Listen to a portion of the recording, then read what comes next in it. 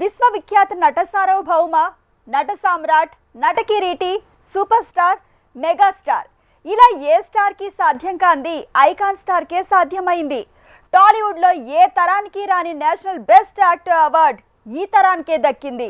ఈ అవార్డు పొందిన మొదటి తెలుగు నటుడుగా హిస్టరీ క్రియేట్ చేసిన బన్నీ జర్నీలో ట్విస్టులెన్నో, ఊహించని ఇబ్బందులెన్నో. పుష్ప తగ్గేదే లేదన్న ఒక్క డైలాగ్ తో బాక్స్ ఆఫీస్ తన కోసం తగ్గింది. అవార్డులు, రివార్డులు తన కోసం దిగొచ్చాయి. ఇప్పుడు టాలీవుడ్ లో ఎవరికీ సాధ్యం కాని చరిత్ర తనకి సుసాధ్యమైంది. ఇంతవరకు ఒక్క తెలుగు హీరోకి కూడా నేషనల్ బెస్ట్ యాక్టర్ అవార్డు రాలేదు. అలాంటి అవార్డు బన్నీకే దక్కింది.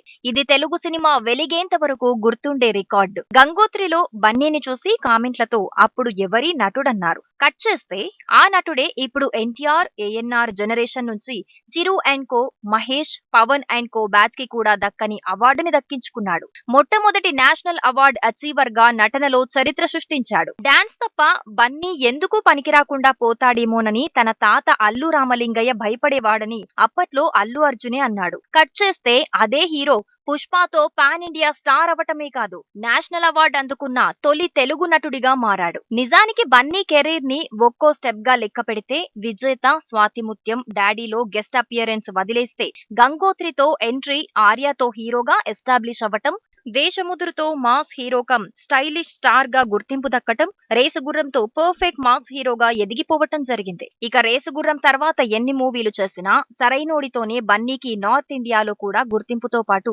మార్కెట్ వచ్చింది. Sarrainodu Hindi dub version YouTube లో ఓ రేంజ్ లో పేలింది. ఫలితంగా తర్వాత చేసిన సినిమాలన్నీ హిందీలో దుమ్ము దులిపాయి. డీజే, అలవైకుంఠపురంలో లాంటి హిట్లు తన ఇమేజ్ లో మైలేజ్ ని పెంచాయి. ఇక బన్నీకి డాన్స్ వల్ల యూత్ లో, ఫైట్స్ తో, మాస్ లో, త్రివిక్రమ్ మూవీలతో ఫ్యామిలీ ఆడియన్స్ లో క్రేజ్ పెరిగింది.